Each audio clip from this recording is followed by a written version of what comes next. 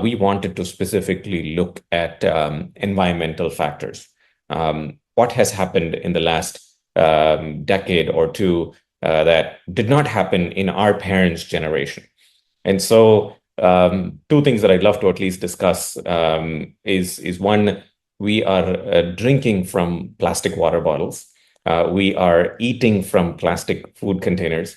We are microwaving food from plastic containers. Our utensils have become disposable, all out of a big convenience.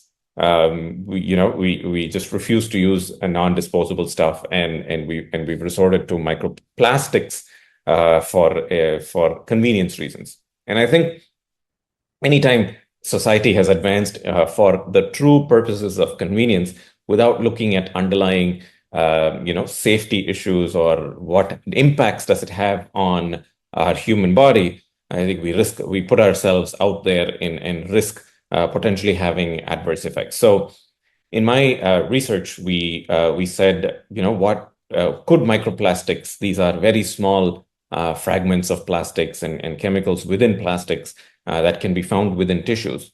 We asked the question, could it be found within the penile tissue of men undergoing a penile implant, which is surgery for erectile dysfunction?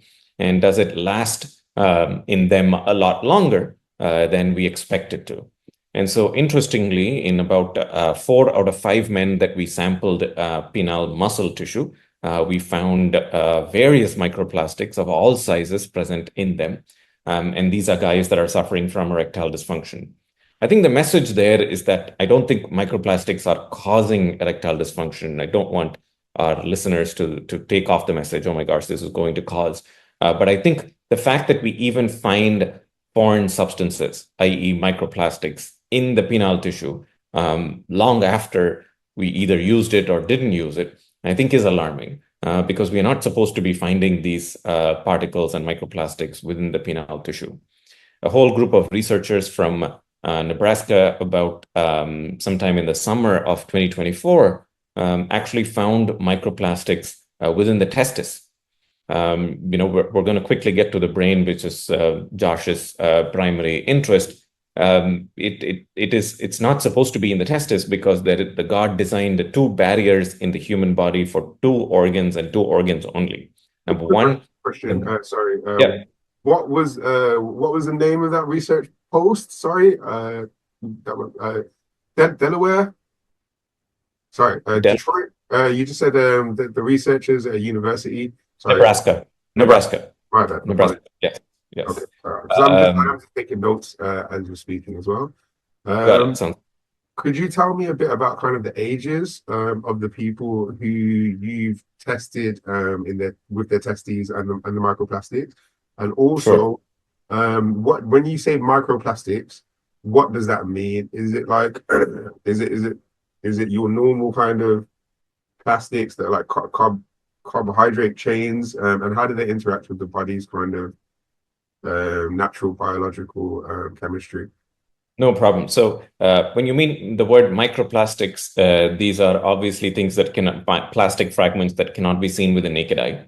And these are somewhere in between 50 to 150 microns, so a little bit bigger than our small, or around the size of hair, which is about 100 microns. And so these can only be seen with obviously a very high-powered microscope. And these are the substances that are used to create the plastic containers. So phthalates, BPA, these were the fragments that we found within the penile tissue. And very similar, and the ages of these men that underwent surgery for erectile dysfunction were anywhere between 60 to 75 years old. And in the research that was done, where they found microplastics within the testis, these were young guys between 20 and 35 who were undergoing testis biopsies for infertility, and they found microplastics in there. What was more alarming about the testis was that we have 2 barriers within the human body, one for the brain called the blood-brain barrier, and the other for the testis called the blood-testis barrier. And when we saw microplastics enter through the blood-testis barrier, it was very, very alarming because that's when we knew, oh my gosh, it can absolutely enter the the testes as well.